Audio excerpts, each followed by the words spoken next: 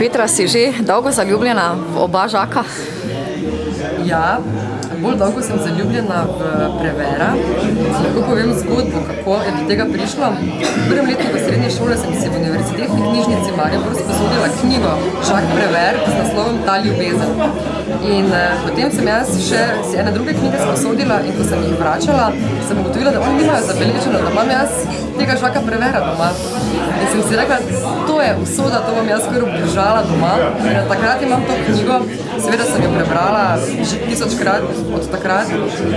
In dolgo časa je to pač tudi tlelo v meni. Nekako sem posvojila te besede njegove in vzela za svoje.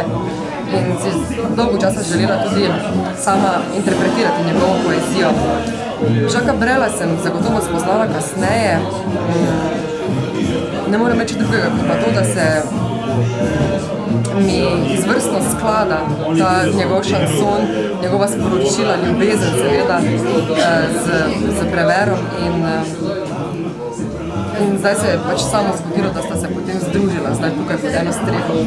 Mislim, je teže igrati, tako interpretirati poezijo, kot pa igrati soigralcem na odru? Ja, je težje. Sploh zato recimo, ker tukaj jaz publiko tudi pogledam v oči, nimam te četrte stene in publiki pač dam to, kar se trenutno lahko dam in čutim tudi, kako se pač te energije prelivajo med sabo. No. Zdaj publiko, ne vem, kako naj rečem,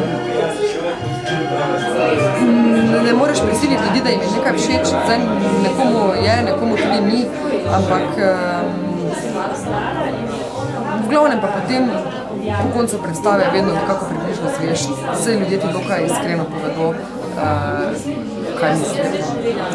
Zdaj tudi nekako povzamem besede našega režiserja Petra Boštjančiča, s katerim pač dosti edino z njim pravzaprav delam pač v okviru tega ljubiteljskega gledališča, kot studio gledališče in se tudi strinjam s tem. Gledališče je res beseda in je igralec.